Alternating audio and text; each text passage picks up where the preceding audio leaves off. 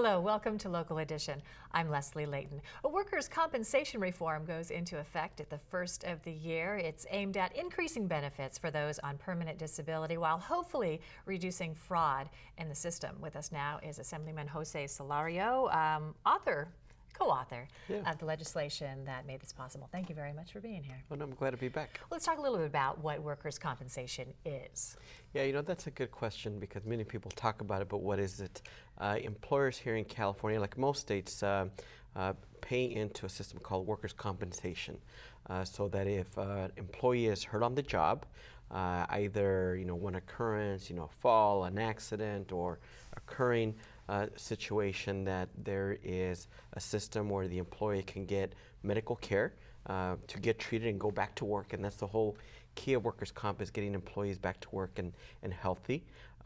Or maybe they're out for a while being treated, the medical injuries need to heal, and so there's temporary disability to help them make ends meet at home while they are recuperating. So that's the workers' compensation system, and what we've been seeing is drastically increasing costs.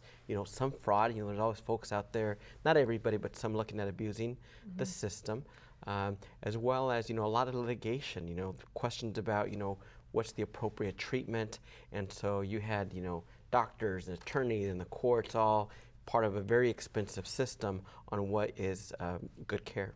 Yeah, it's true that reform is needed. You see fraud in so many forms, workers faking their injuries, or doctors helping them do that, or even employers not paying their fair share into the insurance system. So how do you go about reforming that in a way that's fair and equitable for everyone? If you're going to increase benefits for those who are permanently disabled, how do you pay for that? What effect does that have on the employer?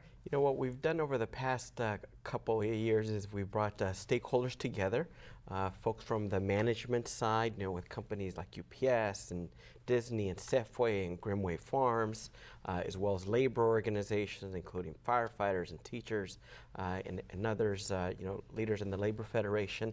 We came together and we said, how can we, get this system back under control so that workers are getting care, but that it's not too costly for employers. Well, that is the key. So give us some of the points, what we're going to get at it. So for example, some of the reforms that we're making is, for starters, we're putting fee schedules on a lot of things that before didn't have them. So now for many medical procedures, everyone's going to be charging the same rates. We also saw that with translation services and copying services, people were charging things all over the map or double billing.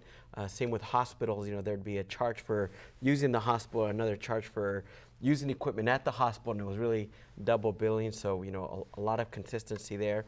And then when there's a dispute about what is appropriate medical care, rather than fighting it out in the courts with attorneys, which is very expensive, we created an independent medical review board with doctors, so that it'll be doctors making decisions about what's appropriate care. And then we found many other ways to make the system more efficient, and by doing that, costs are going to get stabilized or actually decrease, which is good. And then for those that are permanently disabled, they're going to get increased benefits. But we found about over $1 billion worth of fraud and abuse in the system that we're going to be able to put in the pockets of workers, as well as at lower cost for employers, so that's a good thing. What are workers and employers going to notice, if anything, when this goes into effect? Well, I think on the employee side, they're going to see that if there is a question about what's appropriate medical care, that it's going to be solved quick, whereas before there may be a dispute through the legal system 6 months, a year later. In the meantime, the worker's not getting treated. And for the employer, rather than seeing increases at the start of the year, they're going to see their same rates or a decrease, and that's good. All right, Jose Solorio, thanks so much for being here, and thank you for joining us too.